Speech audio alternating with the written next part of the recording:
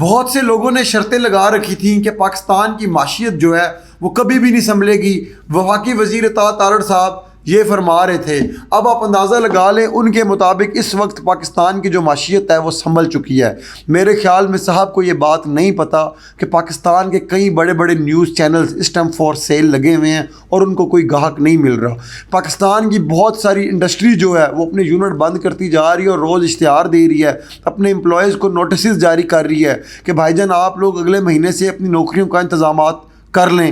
ان کو یہ نظر نہیں آ رہا کہ گاڑیوں کی قیمتیں آسمانوں پہ جاتی جا رہی ہیں، بجلی روز مہنگی ہوتی جا رہی ہے، پیٹرول لوگوں پر ڈلوانے کے پیسے نہیں ہیں، رمضان آ گیا، فروٹ کی قیمتیں آسمانوں کو چھو رہی ہیں اور غریب تر ہوتا جا رہا ہے، امیر اب امیر تر نہیں ہو رہا۔ پہلے یہ ہوتا تھا کہ امیر تو کم از کم امیر تر ہو رہا تھا، اب امیر بھی کس نظام کے اندر جکڑا گیا ہے۔ اس وقت صرف اور صرف ان کو فائدہ ہے جو پارلیمنٹ میں بیٹھے ہوئے ہیں۔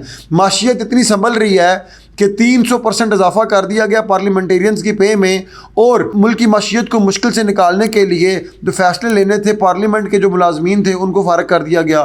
آپ اندازہ لگا لیں یہ معیشت کو سنبھالنے کے یہ ٹرکس یوز کر رہے ہیں۔ وفاقی وزیر صاحب کے مطابق معیشت واقعی سنبھل رہی ہے۔ آپ دیکھ لینا پچھلے مہینے ہی امریکہ سے وہ پینٹ کوٹ میں 2 گورے پکڑ کے لائے ہوئے تھے، وہ بیٹھے ہیں آ کے، انہوں نے آ کے کوئی ٹرمپ ٹاور کا بھی اعلان کیا ہے، اربوں ڈالر کی سرمایہ کاری کا بھی اعلان کیا ہے۔ اس کے بعد وہ دوسرے ملکوں نے بھی ان کو رینٹ پہ لیا ہوا تھا۔ کئی ممالک چھوٹے ممالک ہیں جنہوں نے اپنی عوام کو چونا لگانا ہوتا ہے، ان کے سربراہان نے بھی ان کو رینٹ پہ لیا ہوا تھا۔ بعد میں پتہ چلا کہ وہ امریکہ میں فراڈی ہے، اس کے اوپر کیسز چل رہے ہیں۔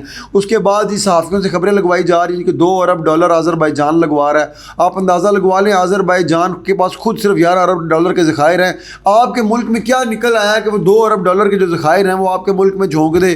سر آپ لوگوں کی جو اکانومی ہے وہ صرف اور صرف چائنا، UAE اور سعودی عرب کے جو قرضے ہیں ان کو ری سیٹل کروا کے چل رہی ہے، IMF کے سہارے چل رہی ہے۔ معیشت کون سی بہتر ہوئی ہے؟ مجھے ایک بندہ ایسا بتا دیں جس کے پاس قوت خرید جس کی بہتر ہوئی ہو۔ معیشت کا اندازہ اس چیز سے لگایا جاتا ہے کہ عام آدمی کی جو قوت خرید ہے، پرچیزنگ پاور ہے، وہ بہتر ہو گئی ہے۔ میں آپ کو ایسے 1000 لوگ بتا سکتا ہوں جو میرے ارد گرد اور پرچیزنگ پاور کی وجہ سے وہ غریب نیچے سے نیچے جاتے جا رہے ہیں۔ پاکستان یہ کون سا انڈیکیٹر بہتر ہوا ہے وزیر صاحب جس کی وجہ سے آپ یہ کہہ رہے ہیں کہ معیشت بہتر ہوئی ہے، معیشت سنبھل گئی ہے؟ مجھے بتائیں کیا امپورٹس جو ہے وہ کم ہو گئی ہیں، ایکسپورٹس زیادہ ہو گئی ہیں؟ آپ دیکھ لیں، آپ کی حکومتی رپورٹ ہے کہ جو امپورٹس ہیں وہ کم ہوئی ہیں اور ایکسپورٹس زیادہ ہو گئی ہیں۔ آٹومیٹکلی ڈیفیسٹ میں آپ چل رہے ہیں۔ کسی ملک IMF کے جو پیکج ہے اس سے آپ ہٹ گئے ہیں، اب IMF کا پیسہ آپ نے واپس کر دیا، جو معیشت بہتر ہو گئی ہے۔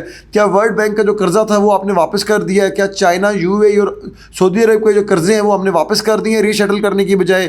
کیا پاکستان میں نوکریوں کی بھرمار ہو گئی ہے؟ ریئل اسٹیٹ سیکٹر واپس اٹھ گیا ہے، کاٹن کا جو ٹیکسٹائل کا یا کسان جو ہے وہ بچ گیا ہے؟ آپ دیکھ لیں 1 ارب ڈالر کا آپ نے اعلان کیا کہ 1 ارب ڈالر کی سال میں گندم بھی منگوانی پڑے گی۔ اب آپ مجھے بتائیں نا کون سا انڈیکیٹر بہتر ہوا ہے جس کی وجہ سے آپ کہہ رہے ہیں کہ معیشت بہتر ہوئی ہے؟ کیا لوگوں کا ٹرسٹ گورنمنٹ پہ آ گیا؟ بالکل بھی نہیں آیا۔ ایسا کوئی انڈیکیٹر سر پازیٹیو نہیں ہوا جس کی وجہ سے آپ یہ اعلان کریں کہ لوگ کہہ رہے تھے جی کہ معیشت نہیں سنبھلے گی اور ہم نے سنبھال لیا۔ ایسا تو سر دور دور تک کہیں ہمیں نظر نہیں آ رہا۔ ہاں غریب تر ہوتا جا رہا ہے، اب امیر بھی غریب تر ہو جائے گا بہت جلد، جو آپ لوگوں نے حالات کر دیے ہیں۔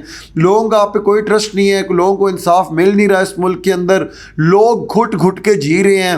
آدھی سے زیادہ چیزوں کا تو لوگ بائک آؤٹ کر کے بیٹھے ہوئے ہیں، صحافی ملک چھوڑ کے جا رہے ہیں۔ اب تو وقت یہ آ گیا کہ لوگ بارڈر کراس کر کے بھی ملک چھوڑ کے جا رہے ہیں۔ آپ اندازہ لگا لیں معیشت آپ کتنی بہتر ہوئی ہے کہ پہلے ہر سال لوگ کشتیوں میں مرتے تھے ڈنکی لگاتے ہوئے، اب مہینے اور ہفتے میں کام شروع ہو گیا۔ ابھی اگلے دن جو ہے وہ لوگوں کو تھوڑے مار کے کشتیوں میں قتل کیا گیا جو ڈنکی مار کے جا رہے تھے۔ اس کے بعد پھر 2-3 کشتیاں ڈوب گئی ہیں کیونکہ لوگ باز نہیں آ رہے، لوگ نہیں ڈر رہے۔ لوگوں کا ایک ہی موٹو ہے کہ پاکستان میں تو بھائی جان مر ہی رہے ہیں، اس سے بہتر ہے کہ باہر چلے جائیں۔ اگر بچ کے نکل گئے تو زندگی بن جائے گی، مر تو ویسے بھی جانا، ادھر بھی مرے ہوئے رستے میں بھی مر گئے تو ایک ہی بات ہے۔